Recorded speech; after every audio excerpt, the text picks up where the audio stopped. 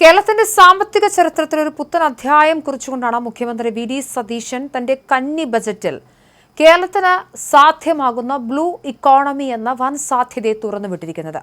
അദ്ദേഹം മുഖ്യമന്ത്രിയാകുന്നതിന് മുൻപ് തന്നെ നിരവധി പോഡ്കാസ്റ്റുകളിൽ ഈ സാധ്യതയെക്കുറിച്ച് സംസാരിച്ചിരുന്നു. പരമ്പരാഗതമായി നാം കണ്ടുവന്ന കൃഷിയും ഐടിയും ടൂറിസവും മാത്രമല്ല, കേരളത്തിന്റെ 600 കിലോമീറ്റർ നീളമുള്ള കടൽ തീരവും കായലുകളും നിരവധി നദികളുമൊക്കെ ചേരുന്ന സമുദ്ര വിഭവങ്ങളാണ് ഇനി സംസ്ഥാനത്തിന്റെ ഏറ്റവും വലിയ വരുമാന സ്രോതസ്സാകാൻ പോകുന്നതെന്ന പ്രഖ്യാപനമാണ് ബജറ്റിലുള്ളത്. ബ്ലൂ ഇക്കോണമി എന്നൊരു പദം അദ്ദേഹം ഉപയോഗിച്ചില്ലെങ്കിലും ബ്ലൂ ഇക്കോണമി എന്ന ഏറ്റവും വലിയ സാമ്പത്തിക ശാസ്ത്രം തന്നെയാണ് അദ്ദേഹം തന്റെ ബജറ്റിൽ പ്രയോഗിക്കുന്നത്. സമുദ്ര വിഭവങ്ങളെ പരിസ്ഥിതിക്ക് കോട്ടം തട്ടാത്ത രീതിയിൽ സുസ്ഥിരമായി പ്രയോജനപ്പെടുത്തിക്കൊണ്ട് സാമ്പത്തിക വളർച്ചയും മെച്ചപ്പെട്ട ജീവിത സാഹചര്യങ്ങളും തൊഴിലവസരങ്ങളും ഉറപ്പാക്കുന്ന സാമ്പത്തിക മാതൃകയാണ് ബ്ലൂ ഇക്കോണമി അല്ലെങ്കിൽ സമുദ്ര സമ്പദ് വ്യവസ്ഥ എന്ന് വിളിക്കുന്നത്. കടലിനെയും തീരദേശത്തെയും നദികളെയും ഒന്നും വെറുതെ ചൂഷണം ചെയ്യുന്നതിന് പകരം അവരുടെ ആവാസ വ്യവസ്ഥ സംരക്ഷിച്ചുകൊണ്ട് തന്നെ വലിയ സാമ്പത്തിക മുന്നേറ്റം നടത്തുകയാണ് ഇതിന്റെ ലക്ഷ്യം.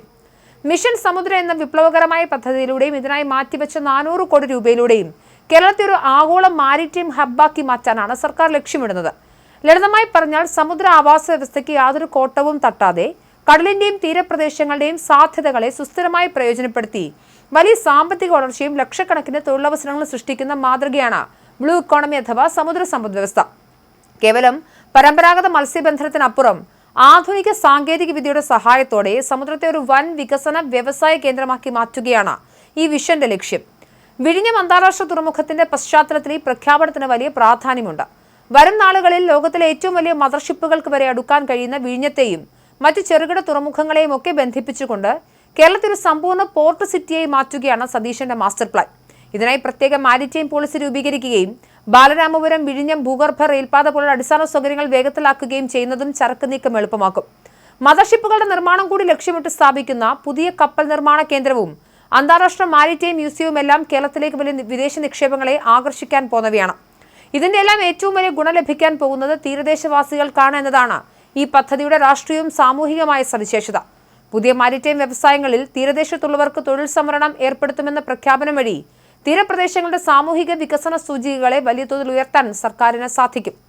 മത്സ്യബന്ധന മേഖലയിലെ ആധുനികവൽക്കരണം, മൂല്യവർദ്ധിത ഉൽപ്പന്നങ്ങളുടെ നിർമ്മാണം, അക്വാകൾച്ചർ എന്നിവയ്ക്ക് പുറമെ സമുദ്രത്തിൽ നിന്നുള്ള പുനരുപയോഗ ഊർജ്ജ ഉൽപ്പാദനവും ബ്ലൂ ഇക്കോണമിയുടെ ഭാഗമാണ്. തിരമാലകളിൽ നിന്നും കാറ്റിൽ നിന്നും വൈദ്യുതി ഉൽപ്പാദിപ്പിക്കുന്നതിനുള്ള വിദേശ സാങ്കേതിക വിദ്യകൾ കൂടി കേരളത്തിലേക്ക് എത്തുന്നതോടെ ഊർജ്ജ പ്രതിസന്ധിക്ക് വലിയ പരിഹാരമാകും. കൂടാതെ സമുദ്രത്തിലൂടെയുള്ള ചരക്കു നീക്കവും ഉൾനാടൻ ജലഗതാഗതവും ശക്തിപ്പെടുത്തുന്നതിലൂടെ റോഡ് ഗതാഗതത്തിലെ തിരക്കും മലിനീകരണവും വലിയ തോതിൽ കുറയ്ക്കാൻ കഴിയും. ദക്ഷിണ കേരള സാമ്പത്തിക ഇടനാഴിയും ഇതിന്റെ ഭാഗമായി രൂപപ്പെടുന്ന ഒന്നാണ്. വരും വർഷങ്ങളിൽ കേരളത്തിന് സാമ്പത്തിക അടിത്തറ എന്ന മാറ്റിമറിക്കാൻ പോകുന്ന ഒരു പുതിയ വരുമാന മാതൃകയാണ് ബജറ്റിലൂടെ മുഖ്യമന്ത്രി മുന്നോട്ട് വെച്ചിരിക്കുന്നത്. എന്തായാലും ഖജനാവ് നേരിടുന്ന കടുത്ത സാമ്പത്തിക പ്രതിസന്ധികൾക്കിടയിലും പരമ്പരാഗത വഴികളിൽ നിന്ന് മാറി ചിന്തിച്ച് കടലിന്റെ അനന്ത സാധ്യതകളെ ശാസ്ത്രീയമായി ഉപയോഗപ്പെടുത്താൻ ധൈര്യം കാണിച്ചാൽ കേരളം വരും നാളുകളിൽ ദക്ഷിണേഷ്യയിലെ തന്നെ ഏറ്റവും വലിയ മാരിടൈം ശക്തിയായി മാറുമെന്ന കാര്യത്തിൽ തർക്കമില്ല.